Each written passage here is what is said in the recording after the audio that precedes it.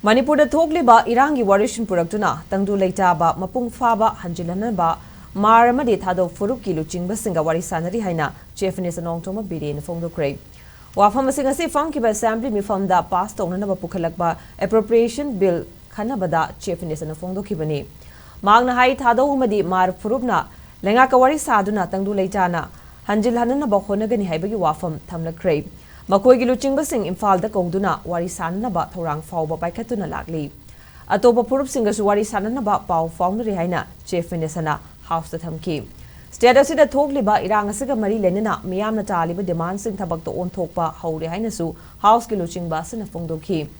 magna makha taraduna lengak asina ngamkhai paringa mata chithadana sambal khan na bahonari center lengak nasu ayaba pire Masigi sumathakda FM lokthokre NRC chana hanana bahonari Cherakasida foreigner a ki makhada mitop khandoktuna mareibakta halanbagi thabak chathari haiki asiguma thabak sing asida mateng pangbagi mahota lanjenari basingda MLA karane insinduna irang hawanba thongasi tawbigana nasu chiefness an apple tawki akoi negative thinking negative views akoi thadokse thoi balanche thonin na thokpanate mi phatab kharan tawrukibani punamak jati punamak thadaugi punamak paitegi punamak adagi margi punamak amata yawbunate aikoina tawnaribadi asengbadi drugs tawriba aduga mapandagi sanga ga aikoibu all settlers singbu aikoibu manganna bahonariba kangbudugi denia tawkanda adu hoji moi injala ga tawroko moi stand lawgre sir aikoidi government ga pre stock tawbuni government ne hire ko khudi makoida sidana te hoji thadaugi so lakre thadaugi kangbu moi asobo timba mai kun kuthagi moi langan balai even margi kangbusu moi imphal da lakke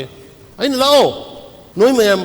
hanagi ariba all settler noi da kanamta nei khoi kaino to bagem leite akhoi gidi base yar mo already leigre 1961 da mamang leibo ge de khoi gi sin lauk sing hatani adui matung da lakku da ko khoi permit ki system tawni haibani adu maina wari sana kan da sar margi sin lauk sin reciprocation yam phajana tawbire thadau gi sin lauk sin yam kone reciprocation tawbire sari kuthang da manipur gi miyam da thajo pijari yam thuna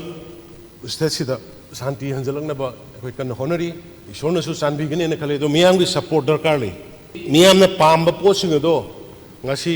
bharat sarkar amani manipur sarkar na ayam ba thaba khawrabani na tawrabani na masida thajaba thamaga masi fulfill tawna losalamsi sibu losalamadi akhoi manipur gi lakada ba ngasi leidio ngasi mirol amri tungi mirol fully protected lehaurani